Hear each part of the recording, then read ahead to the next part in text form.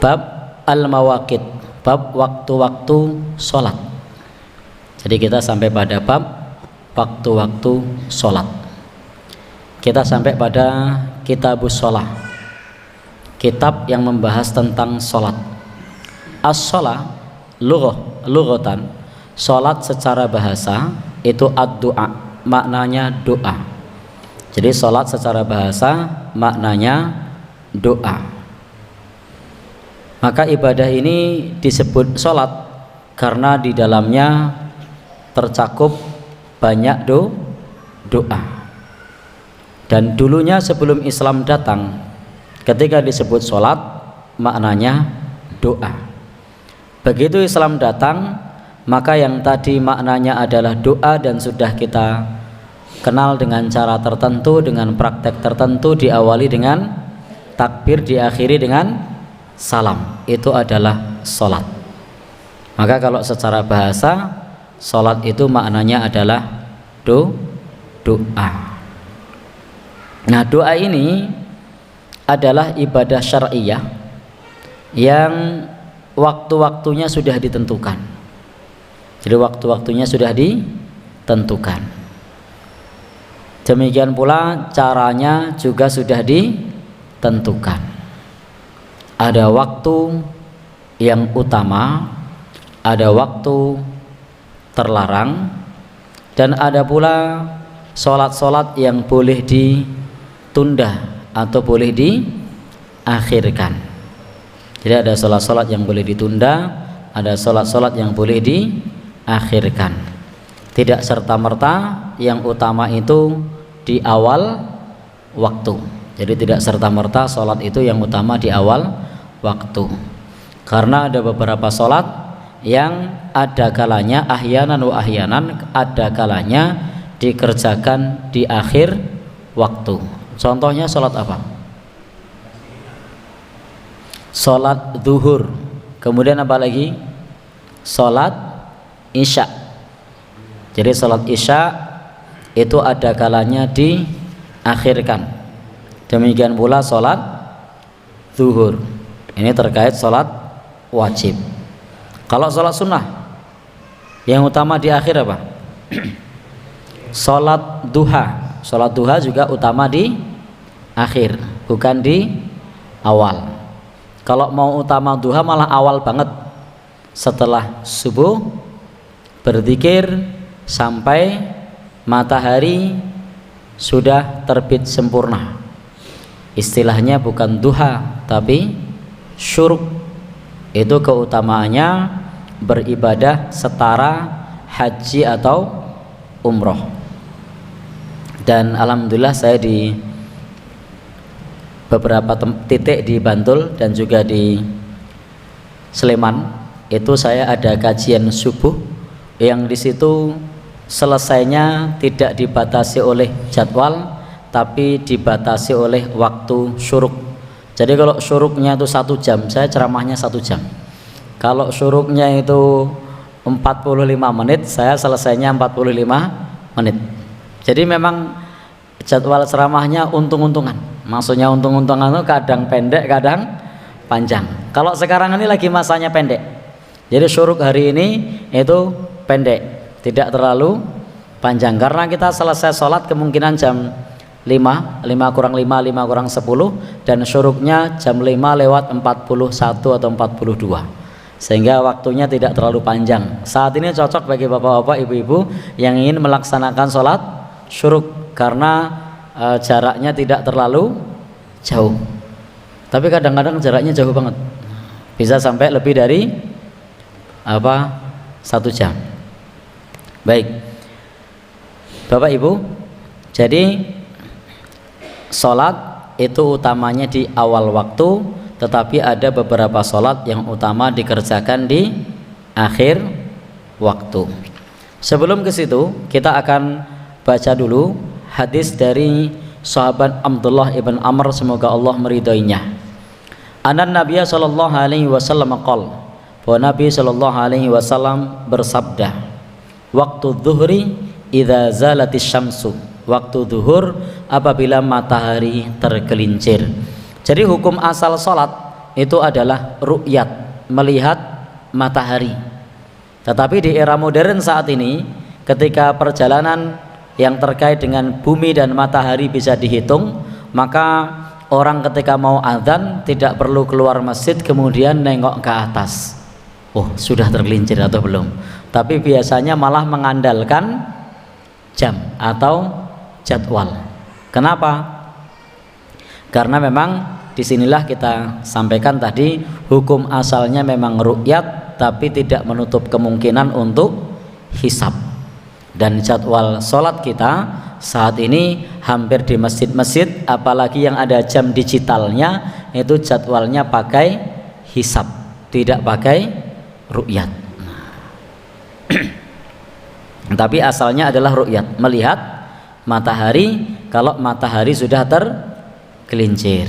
Kalau matahari belum tergelincir, maka belum boleh untuk sholat zuhur. Karena pada saat matahari tepat berada di atas kepala kita, itu waktu-waktu yang terlarang untuk menunaikan ibadah sholat sunnah. Terlarang pula untuk menguburkan jenazah. Ada 3 waktu yang terlarang ya: waktu terbit, waktu di atas kepala, waktu tenggelam. Tidak boleh sholat sunnah yang mengiringi sholat fardu, dan tidak boleh pula menguburkan jenazah. Kalau sholat yang lain yang ada sebabnya boleh. Contoh sholat yang terkait dengan sholat sunnah, misalnya sholat tahiyatul masjid, itu ada sebabnya masuk masjid. Atau apa misalnya menunggu khotib, itu sholat untuk menunggu khotib. Apa sebabnya? Nunggu khotib. Itu sholat sunnah mutlak, sholat intidhar untuk menunggu khotib, meskipun matahari di atas kepala. Sehingga meskipun matahari di atas kepala, kalau Bapak Ibu hadir awal di hari Jumat, maka di sana silahkan boleh sholat sunnah sampai imam datang naik mimbar. Dan imam sunnahnya tidak sholat sunnah. Maka saya kalau khotib di sini, saya usahakan datangnya ngepres, dan tidak terlalu rumit kalau di sini. Meskipun saya datangnya ngepres, saya tidak ngelangkai banyak jamaah, sehingga ngepres tidak masalah. Tapi ada kalanya datang ngepres itu bermasalah. Kita hendak menjalankan sunnah tapi terjatuh pada perkara yang makruh. Apa itu? Melangkai jamaah. Nah, maka kalau kita hadir di masjid, kalau bapak-bapak jadi khotib, kemudian di masjid itu kalau kita hadirnya di pres itu ngelangkai jamaah, maka sebaiknya hadirnya tetap awal. Tapi kalau di masjid sini, insya Allah meskipun kita hadirnya sudah jadwal, sudah begitu, kita tidak melangkai jamaah, jadi aman. Jadi bisa tetap menjalankan sunnah, begitu tiba langsung menuju ke mimbar. Jadi pada saat hari Jumat telat itu bukan telat, tapi memang sengaja kalau hadirnya di pas. Dan saya juga menyaksikan beberapa kali berjumpa dengan Mas Sugeng di pojokan. Itu artinya Mas Sugeng juga menerapkan sunnah yang sama. Begitu datang langsung naik mimbar. Ya? Oh, Mas sunnah dulu. Oh iya. Kalau dulu Nabi tidak sunnah dulu, langsung naik mimbar. Jadi sunnahnya khotib itu tidak sholat sunnah. Jadi karena fi'liyah Nabi begitu. Dalilnya adalah fi'liyah Nabi, perbuatan Nabi. Nabi dulu tidak sholat sunnah dulu, langsung naik mimbar. Baik, Bapak Ibu yang berbahagia yang dirahmati Allah, kita lanjutkan. Jadi waktunya zuhur apabila matahari sudah tergelincir. Tergelincir di sini bukan kepleset ya, tapi maknanya adalah sudah melewati garis lurus. Nah, sudah melewati geliwang. Nah, bahasa Jawanya geliwang. Jadi bukan kepleset. Karena saya beberapa saat yang lalu itu ngajar sekolah di anak-anak, ngajar al-Islam, itu pas bab sholat. Nah, qadarullah pas pelajaran ini saya bilang ketika matahari tergelincir, Ustadz memang matahari bisa kepleset ya? Oh, ternyata cerdas juga responnya. Bukan itu maksudnya. Maksudnya ketika matahari sudah ngelewang.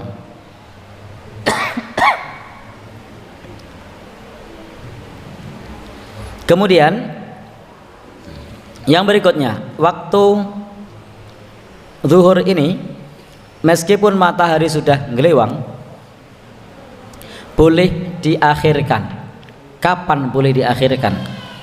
Jadi kapan boleh mengakhirkan sholat zuhur? Dari sahabat Abu Hurairah semoga Allah meridhoinya berkata, qala Rasulullah sallallahu alaihi wasallam bersabda, Rasul sallallahu alaihi wasallam bersabda, idza shtaddal harru, apabila sangat panas, fa abridu bis shalah fa inna shiddatal har min fahi jahannam. Jadi Nabi sallallahu alaihi wasallam bersabda, apabila sangat panas maka sholatnya menunggu sampai dingin. Jadi sampai tidak panas, artinya sudah lebih sore dibandingkan saat awal masuk. Maka pada saat terik yang sangat, pada saat itu Nabi Shallallahu Alaihi Wasallam bersama dengan para sahabat menunaikan ibadah sholat zuhur. Apa ilahnya? Apa sebabnya kok ditunda? Masjid di zaman itu tidak ada tikarnya, dan masjid di zaman itu dindingnya cuma separuh, sehingga sinar matahari masuk ke lantainya. Bayangkan kalau lantainya pasir atau bebatuan, terkena sinar matahari langsung, kemudian kita bersujud tanpa pengaman, apa jadinya? Apa Pak? Pedes, melosoh. Apalagi di Saudi Arabia itu kalau panas bisa mencapai 46 derajat, bahkan beberapa saat pernah sampai 50, tapi pada umumnya normalnya paling tinggi 46, dan itu cukup panas. Cukup panas, sehingga Nabi mengajarkan pada saat seperti itu maka sholatnya bisa ditunda. Maka dalam konteks ini al-hukmu yaduru ma'a illatihi, suatu hukum itu berjalan sesuai dengan ilahnya. Karena di tempat kita meskipun cuaca yang sangat panas, masjid kita tetap dingin, dan kita di masjid tetap pakai karpet, dan alhamdulillah di sebagian masjid selain ada kipas angin sudah ada AC-nya, sehingga meskipun cuaca sangat panas maka tidak perlu ditunda, karena tidak ada yang menyebabkan kerepotan menjalankan ibadah sholat. Tapi ini menunjukkan bahwa Islam ini memberikan kemudahan kepada kita di dalam banyak ibadah. Contohnya adalah jika di waktu duhur sangat panas maka boleh ditunda untuk menunaikan ibadah duhur, ditunda supaya nanti tidak terlalu panas. Maka ini juga dalil wajibnya bagi kita untuk menghindari kerusakan, karena kalau panas ada kerusakan di situ, baduke kepanasan, apalagi. Jadi disinilah Nabi mengajarkan seperti itu. Belum lagi lafadznya, kata Nabi, fa'abridu bis sholat, lafadznya lafadz perintah. Dalam kaidah usul disebutkan al aslu fil amri lil wujub, hukum asal perintah menunjukkan wajib. Baik, tetapi ini yang dimaksud adalah menurut jumhur ulama itu lil istihbab, menunjukkan lebih disukai. Wa ilaihi dhahabal jumhur, dan inilah pendapat jumhur ulama. Jadi mayoritas ulama berpendapat lebih disukai pada saat tengah terik mentari yang sangat panas, maka sholatnya ditunda sampai tidak terlalu panas. Dan insya Allah kalau di tempat kita mau di musim panas atau musim biasa, insya Allah tidak terlalu berpengaruh, karena malah banyak orang yang ngadem itu di masjid. Saya beberapa kali menjumpai orang kok mampir di sini ngadem tat. Karena cuacanya lagi panas, ternyata mampir masjid. Jadi masjid itu salah satu solusi ngadem. Jadi salah satu solusi ngadem. Baik Bapak Ibu, termasuk beberapa masjid di sekitar UIN Pak ya. Itu kalau siang itu banyak yang ngadem. Banyak yang ngadem. Apalagi kalau bulan puasa. Itu banyak yang ngadem di masjid. Jadi insya Allah masjidnya adem. Maka di sini kemudian pendapat yang kedua bahwa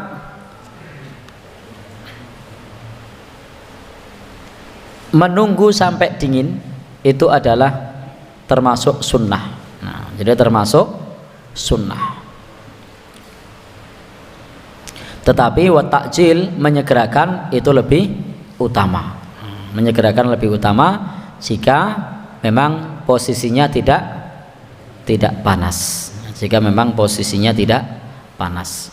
Sebagaimana dalam hadis yang kita semua sama-sama tahu, sallu sholata, bersalatlah liwaktiha, pada waktunya. Di sini salat pada waktunya maknanya masih menunjukkan seluruh bagian waktu itu boleh untuk sholat ya, seluruh bagian waktu antara mulai dari zuhur sampai asar. Tetapi memang afdolnya adalah di awal waktu, karena perintah itu hendaknya direspon dengan takjil, direspon dengan segera. Baik Bapak Ibu-ibu yang berbahagia, yang dirahmati oleh Allah Subhanahu wa taala. Jadi itu untuk sholat zuhur silahkan, kalau memang sangat panas bisa ditunda, tapi ditunda bukan di rumah. Di sini ditunda adalah sholatnya berjamaah di masjid. Jadi yang ditunda itu di masjid, supaya nanti orang pada saat hadir di masjid itu tidak kerepotan pada saat menjalankan ibadah sholat. Dan boleh pula menunda jamaah kalau kemudian nanti jamaahnya lebih banyak. Jadi qomatnya agak lama itu boleh kalau yakin nanti jamaahnya banyak, karena ada keutamaan untuk jamaah lebih banyak. Tetapi kalau kemudian tidak ada keutamaan itu, ya segera qomati saja, segera diqomati saja. Dan kalau di tempat kita, di karakter kita, di sekitar kita, itu jamaah hadir itu kalau terdengar kumandang iqomah. Jadi semakin ditunggu, maka yang di rumah pun nunggu, kok belum qomat. Maka ya sudah diqomati saja, biar segera datang ke masjid. Malah tunggu-tungguan nanti, muadzinnya juga nunggu, yang di rumah juga nunggu. Nah, itu sudah tradisi di sekitar kita, tradisinya begitu. Baik, ini berlaku untuk di sekitar kita. Tempat yang lain tidak tahu. Baik. Kemudian sholat asar, sama sholat asar di sini. Wa kana dhillur rajuli katulihi, bayangan seseorang sama panjangnya. Jadi ketika bayangan sudah sama panjangnya, maka ini adalah waktu asar.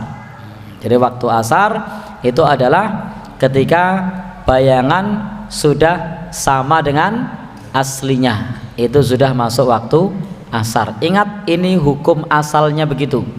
Meskipun hari ini sangat sedikit sekali orang yang menerapkan itu.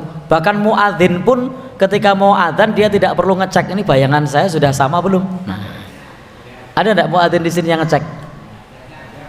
Ya, meskipun kadang-kadang juga perlu dicek.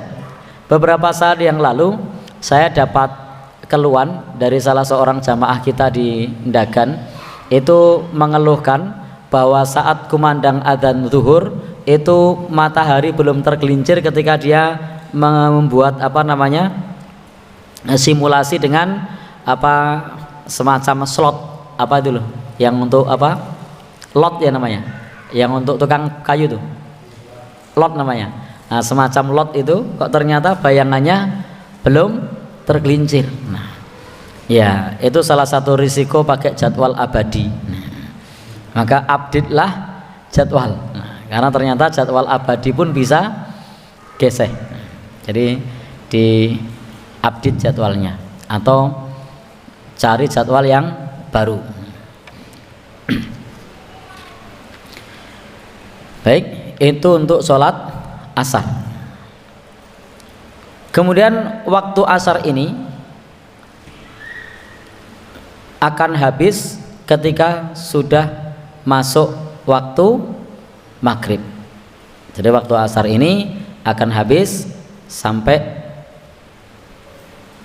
masuk waktu maghrib. Nah, maka sholat maghrib ini ketika matahari sudah tenggelam. Maka saat matahari tenggelam, di situ sudah masuk waktu sholat maghrib. Jadi ketika matahari tenggelam itu masih terang, mataharinya sudah tidak nampak, tapi cahayanya masih nampak. Ini yang disebut dengan syafaq. Ini yang disebut dengan syafaq. Syafaq itu bahasa Jawanya apa? Cahaya merah kekuningan berada di ufuk barat. Bahasa Jawa ini apa? Napa Pak? Semburat Indonesiawi. Jadi maka ketika maghrib masuk itu masih terang. Kenapa masih terang? Karena masih menyisakan cahaya. Masih menyisakan cahaya. Termasuk sekarang ini cahayanya masih nampak. Kenapa? Karena begitu cahaya itu hilang, maka sudah masuk waktu isya. Begitu cahaya itu sudah tidak nampak, maka sudah masuk waktu isya. Loh kok sekok ini rakyat tok? Ya terhalang gunung, terhalang mendung. Kalau normal datar semua begitu di tepian pantai itu akan tampak. Tapi tempat kita yang tempatnya naik turun begini ya tidak mudah untuk dapat mengenalinya. Tapi intinya di sini bahwa waktu asar itu akan habis dengan tenggelamnya matahari. Ketika matahari tenggelam tidak kemudian menunjukkan gelap, dia masih terang karena adanya syafaq. Jadi karena adanya syafaq, mataharinya tidak nampak, tapi cahayanya masih nampak. Jadi cahayanya masih nampak. Baik Bapak Ibu yang berbahagia yang dirahmati Allah. Nah, termasuk nanti kalau bulan Ramadan ketika matahari sudah tidak nampak, meskipun cahayanya masih nampak, tidak usah ragu. Itu bukan jadwalnya yang keliru, karena ukurannya adalah tenggelamnya matahari, meskipun pada saat itu cahayanya masih nampak. Dan kemudian setelah itu ketika cahaya itu sudah hilang, namanya cahaya syafaq, bahasa Jawanya apa atau Indonesianya apa saya tidak tahu. Maka di sini masuk waktu sholat isya ila nisfil lail, sampai pertengahan malam. Nah, berdasarkan kepada dalil riwayat Imam Muslim ini, waktu isya itu hanya sampai pertengahan malam, tidak sampai waktu subuh. Jadi kalau pertengahan malam, maka waktu isyaknya sudah habis, bukan sampai subuh. Baik Bapak Ibu yang berbahagia yang dirahmati Allah Subhanahu wa taala. Kemudian sholat subuh ini dari terbit fajar. Ingat, bukan terbit matahari, dari terbit fajar sampai matahari terbit. Baik Bapak Ibu, di dalam hadis ini untuk sholat isya tadi disebutkan sampai pertengahan malam, dan ternyata pertengahan malam itu juga waktu yang paling utama. Apa kata Nabi? Laula an asyqa ala ummati la amartuhum bi sholatil isya ala hadhis sa'ah.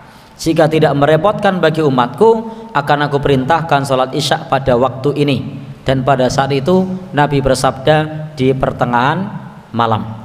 Jadi sholat isya itu lebih utama di akhir, dengan catatan terpenuhi syaratnya. Kapan sholat isya utama di akhir?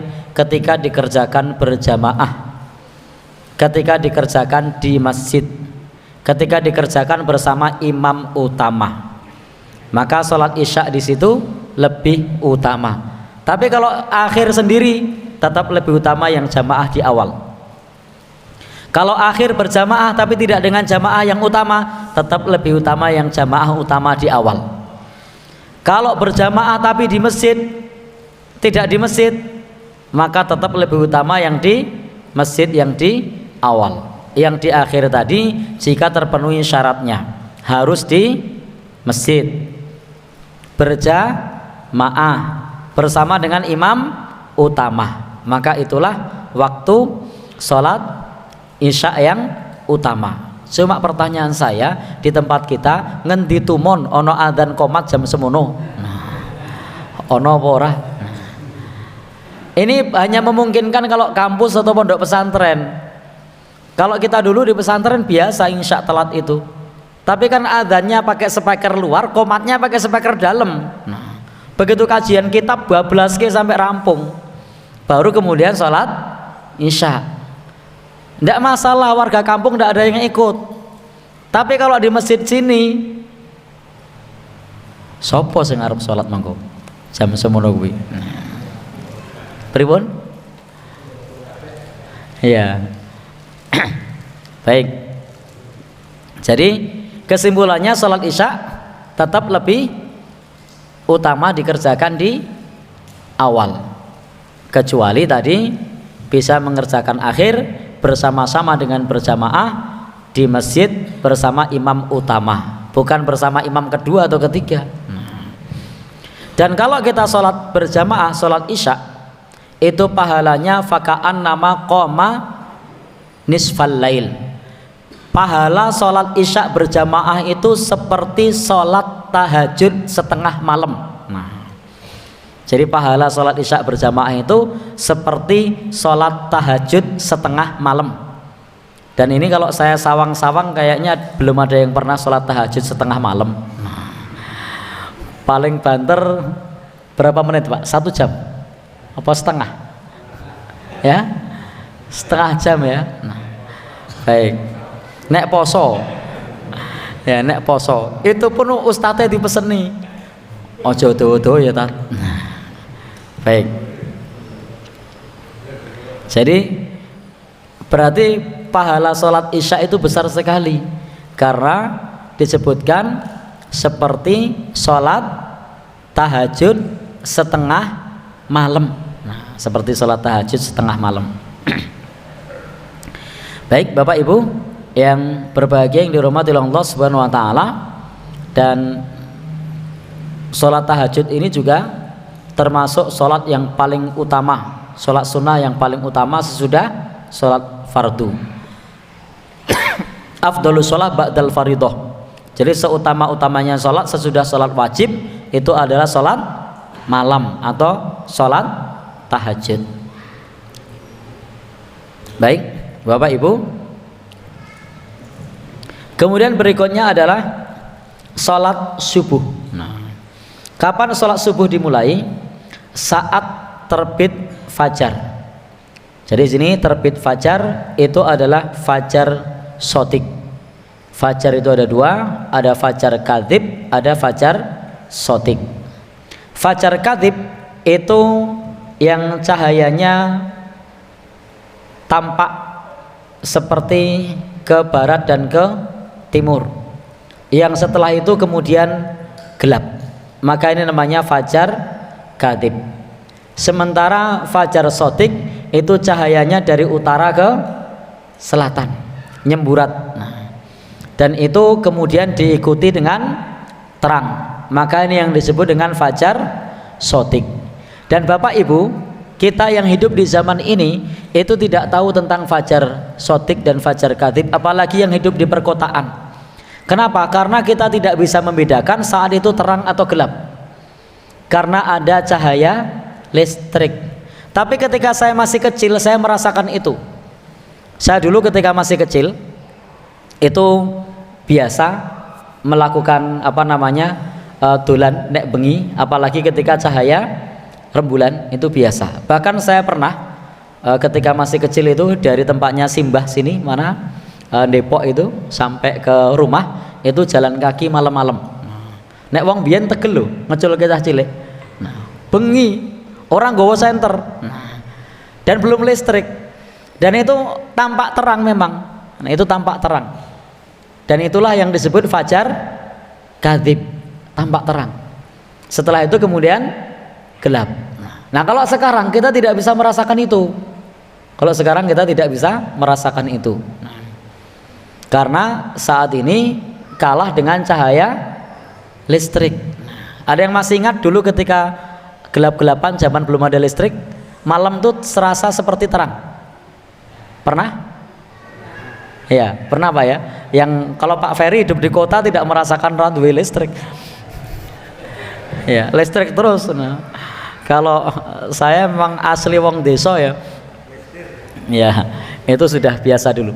Karena saya masih ingat dulu waktu kecil itu nonton ketoprak. Itu begitu nonton ketoprak kan mulai. Itu sudah hampir subuh kan itu. Nah, itu nong dalan ki ra nggawa senter ketok padang. Lah nek saiki ya tetep peteng. Nah, karena sudah terbiasa pakai cahaya listrik. Nah, jadi memang mudah untuk membedakan cahaya ini fajar kadzib, fajar shadiq ketika belum ada listrik. Kalau sudah ada listrik ini agak susah. Ini sudah masuk atau belum. Nah, untuk fajar shadiq Bapak Ibu itu di zaman Nabi dulu juga seperti yang tadi saya sampaikan, hukum asalnya adalah ru'yat, melihat langsung fajar sudah terbit. Begitu fajar sudah terbit, maka kemudian disitulah kumandang adzan subuh. Nah, sementara ini di negeri kita dan di berbagai negara yang lain itu menggunakan hisab pula, dihitung. Dan hitungan di negeri kita antara pemerintah dan Muhammadiyah itu berbeda. Pemerintah menggunakan hitungan 20 derajat, sementara Muhammadiyah 18 derajat di ufuk timur. Sehingga Bapak Ibu yang berbahagia yang dirahmati Allah Subhanahu wa taala, selisihnya antara yang ditentukan oleh pemerintah dan Muhammadiyah itu 8 menit. Karena setiap terpaut 1 derajat maka dia terpaut 4 menit. Nah, sementara kalau di Saudi Arabia khususnya di Mekah Madinah itu menggunakan kriteria bukan 20 derajat, bukan 18 derajat, tapi 14 atau 13 derajat. Sehingga bagi Bapak Ibu yang biasa atau yang pernah tindak haji atau umroh di sana, setelah sholat subuh begitu keluar masjid itu sudah padang dan langsung bisa sarapan pagi. Kenapa? Karena kriterianya beda. Kriterianya 14 derajat. Maka kalau dari 14 ke 20 itu terpautnya 6 derajat atau 7 derajat karena 14 atau 13. Maka selisihnya setiap 1 derajat itu 4 menit. Kalau 4 kali 6 maka selisihnya 24 menit. Nah, kalau menggunakan hitungan 6, kalau 7 misalnya 13 maka 28 menit. Maka andai Saudi Arabia itu garisnya lurus sama dengan kita, maka nyun sewu kita sudah adzan Saudi Arabia setengah jam kemudian. Tetapi ternyata kan garisnya beda. Kita selisih 4 jam karena beda kriteria. Maka jangan kaget bagi Bapak Ibu yang nanti tindak haji atau umroh, ketika di sana kok subuh rasanya wis langsung padang. Bahkan saya ketika di Malaysia itu pertama kali saya ke Malaysia, setelah kedua ketiga saya tidak kaget. Pertama kali saya ke Malaysia itu saya sholat subuh belum waktunya. Kenapa sholat subuh belum waktunya? Karena biasanya di sini itu jam 4 itu sudah subuh atau setengah 5 lah mentok-mentoknya. Saya sampai nunggu sampai jam 5 kok tidak dengar adzan. Pada saat itu saya di apartemen, kok belum dengar adzan sudah sampai jam 5. Nah, maka karena saya belum dengar adzan, saya sama istri saya waktu itu kita sholat subuh. Nah, kita sholat di apartemen itu. Nah, dan ternyata setelah kita sholat subuh, kemudian yang tuan rumahnya bangun. Nah, kita tanya sudah sholat subuh belum? Belum, kan belum masuk waktunya. Loh, ternyata masuk waktunya itu 6:30. Nah, baik, jadi masuknya itu 6:30. Baik, kemudian untuk yang kedua kalinya kita ke sana, itu masuk sholat subuhnya itu jam 6 lewat berapa? Lewat 10. Nah, jam 6 lewat 10. Kemudian setelah itu 6 lewat berapa? Jadi jam 6 lebih. Nah, baik, Bapak Ibu yang berbahagia yang dirahmati Allah, intinya menggunakan kriteria yang berbeda. Nah, kalau zaman Nabi kriterianya jelas, tatapan mata telanjang. Kalau sekarang kan tatapan teropong. Jadi penglihatan teropong barangkali lebih tajam. Bisa jadi teropongnya Muhammadiyah sama pemerintah beda.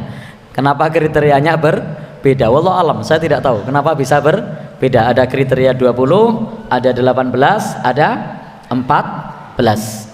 Andai saya disuruh milih, saya milih yang 14. Tetapi karena kita tidak milih, maka ikutilah madhab kampung setempat. Nah, jadi kalau jenengan tidak ikut kampung setempat, repot nanti. Sudah komat, wah menurut saya belum masuk ini. Terus pi, ya, baik. Jadi Bapak Ibu yang berbahagia yang dirahmati Allah Subhanahu Wa Taala, dan kriteria Muhammadiyah itu apa namanya, mundur 8 menit itu lebih aman kalau kemudian komatnya agak dimundurkan. Insya Allah nanti betul-betul fajar mata telanjang pada saat iqomah itu sudah masuk, sehingga bisa adanya mengikuti seperti yang ditetapkan oleh Muhammadiyah, tapi iqomahnya agak mundur supaya memang sudah menyaksikan terbit fajar, meskipun kriteria-kriteria tadi sudah melalui penelitian yang panjang dari para ulama. Dan dalam masalah ini, ketika kita tinggal di satu tempat, maka ikutilah yang ada di tempat tersebut. Wallahu alam bishawab.